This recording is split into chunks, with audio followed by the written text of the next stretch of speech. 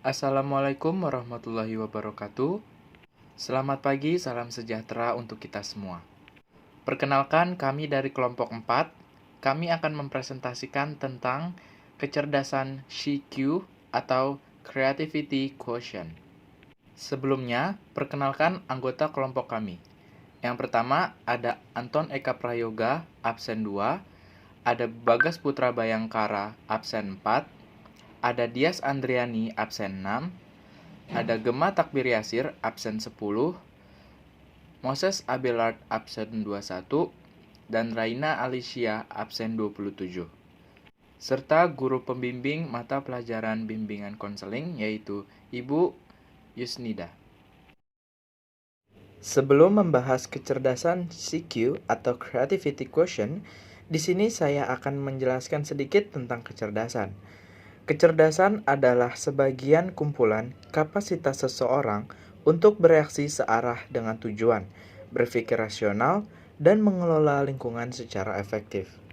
Dan terdapat macam-macam kecerdasan. Yang pertama, ada IQ atau Intelligence Quotient. Yang kedua, ada EQ atau Emotional Quotient.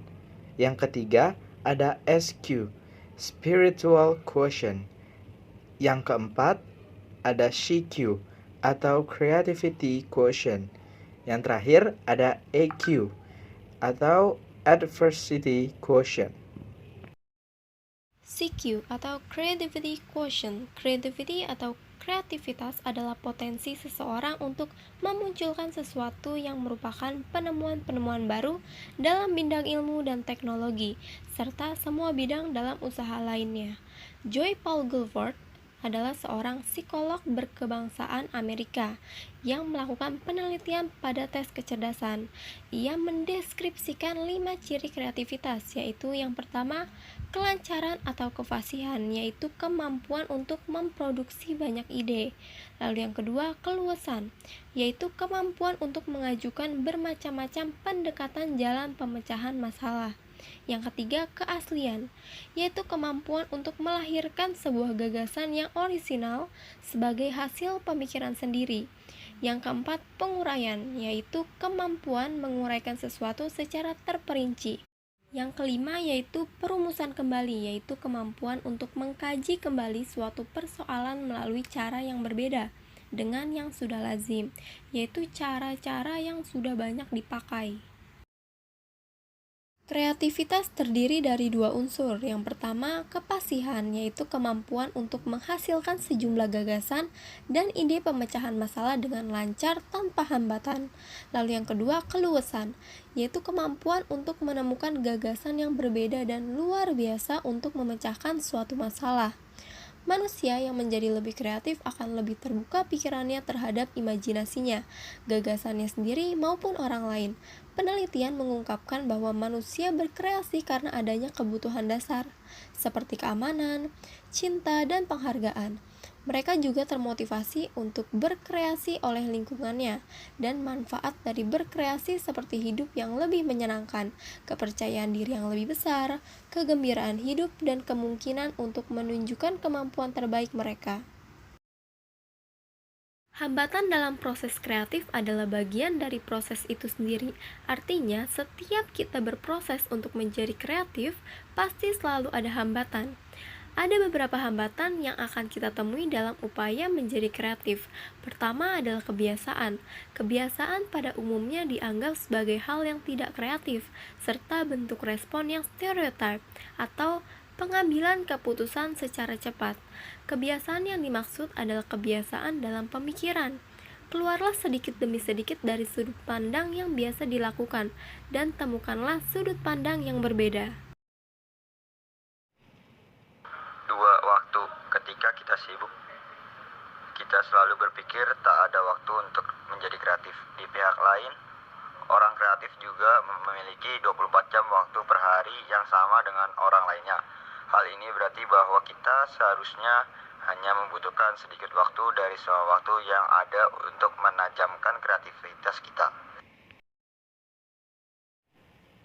3. Dibanjiri masalah. Kita mudah dihadapi masalah, terutama masalah mengenai perbedaan antara siapa kita dan mau jadi Apa kita sebagian besar masalah kita abaikan atau kita pecahkan berdasarkan kebiasaan sehingga tidak muncul tantangan kreatif. Untuk menjadi kreatif kita harus mengidentifikasi masalah dan memprioritaskan masalah kita, lalu atasi masalah secara kreatif. 4. Tidak ada masalah. Masalah yang dipecahkan secara otomatis atau menurut kebiasaan akan membuat kita kurang mengenal masalah itu lebih jauh, bahkan tidak melihatnya lagi sebagai sebuah masalah. Tapi manusia selalu ingin mudah, sehingga menyelesaikan masalah dengan cara biasanya membuat kita menjadi rasa tidak punya masalah. 5. Takut gagal. Hampir semua orang takut gagal. Ray Bradbury pernah berkata bahwa hidup adalah mencoba segala sesuatu untuk mengetahui apakah semua hal yang dapat bekerja dengan baik. Kita lebih suka menghindari kegagalan dengan cara menyesuaikan diri. Tidak mau mencoba hal yang berbeda, menggunakan gagasan yang telah terbukti berhasil dan berjalan hanya pada lorong-lorong yang telah dirintis. Memang kegagalan kecil bisa kita hindari dengan cara itu, akan tetapi kita telah gagal menjadi manusia. Kita jadi tidak tumbuh secara kreatif melebihi kebiasaan-kebiasaan lama dan naluri. Istilah lama sangat baik sekali. Lebih baik gagal daripada tidak mencoba sama sekali, ya begitu. Nomor 6. Kebutuhan akan sebuah jawaban sekarang. Manusia malas berhadapan dengan kesulitan di mana suatu hal tidak memiliki jawaban langsung.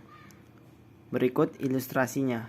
Ketika seorang anak ingin membuat komik, maka yang khas dari dia adalah mencari referensi, tontonan, bacaan, atau bahkan melihat langsung bagaimana orang-orang yang di sekitarnya saling berinteraksi. Adalah referensi yang siap untuk dieksekusi. Jika kita terlalu banyak memberikan intervensi dengan mengarahkan apa yang harus ia buat, maka proses kreatifnya akan tiba-tiba mogok. Anak menjadi tidak ingin melanjutkan proses atau bahkan melakukan proses dengan mood yang kurang kondusif. Bahwa dorongan kreatif akan selalu mencari jawaban atau kebutuhannya, bukan menikmati apa yang disediakan secara sengaja. 7. Kesulitan kegiatan mental yang diarahkan. Bekerja dengan fisik jauh lebih mudah dibandingkan bekerja dengan mental. Fisik seringkali mengeluarkan simptom yang bisa langsung dikenali ketika lelah. Mental tidak demikian. Sementara itu, proses kreatif membutuhkan keduanya dalam kondisi yang fit. Kegiatan mental dan fisik akan saling berkoordinasi mengarahkan apa yang ingin dicapai oleh manusia. Kegiatan mental lebih unpredictable atau tidak terduga. Inilah yang membuat manusia harus mawas diri. Selanjutnya, 8. Takut bersenang-senang. Manusia sering tidak sadar bahwa rileks, bergembira, dan bersantai-santai merupakan aspek yang penting dalam proses pemecahan masalah secara kreatif. Seringkali, untuk hal ini, kita banyak belajar dari anak-anak. Bersenang-senang adalah kebutuhan. Karena kebutuhan makan, orang mencari. Ketika mendapatkan, maka ia akan benar-benar bersenang-senang. 9. Mengenali cara-cara pemecahan yang baik. Orang yang tidak terpaku pada pemecahan masalah yang sudah sering dilakukan dan bahkan tidak diragukan keberhasilannya, maka akan lebih sulit membuka diri terhadap sudut pandang lain dalam memecahkan masalah. Faktor takut gagal salah satu penyebabnya. Termasuk juga orang yang merasa caranya lebih baik daripada yang orang lain rekomendasikan terhadap dirinya. Akan sulit berpikir secara terbuka untuk mendapatkan pengetahuan lain yang mungkin lebih sesuai bagi pemecahan masalahnya. 10. Kritik dari orang lain. Banyak orang meyakini bahwa kritik tidak selamanya membangun. Namun, kritik juga berarti mematikan.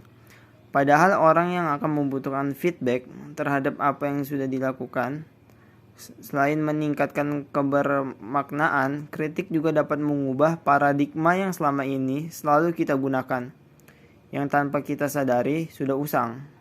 Sayangnya, tidak semua orang bisa menerima kritik, terutama yang secara konten memang memiliki tendensi negatif. Kritik hakikatnya akan membantu manusia tetap berpijak pada kenyataan. Cara memunculkan gagasan kreatif. Yang pertama yaitu kuantitas gagasan. Teknik-teknik kreatif dalam berbagai tingkatan keseluruhannya bersandar pada pengembangan pertama sejumlah gagasan sebagai suatu cara untuk memperoleh gagasan yang baik dan kreatif. Yang kedua yaitu teknik brainstorming. Merupakan cara yang terbanyak digunakan tetapi juga merupakan teknik pemecahan kreatif yang tidak banyak dipahami. Teknik ini cenderung menghasilkan gagasan baru yang orisinil untuk menambah jumlah gagasan konvensional yang ada.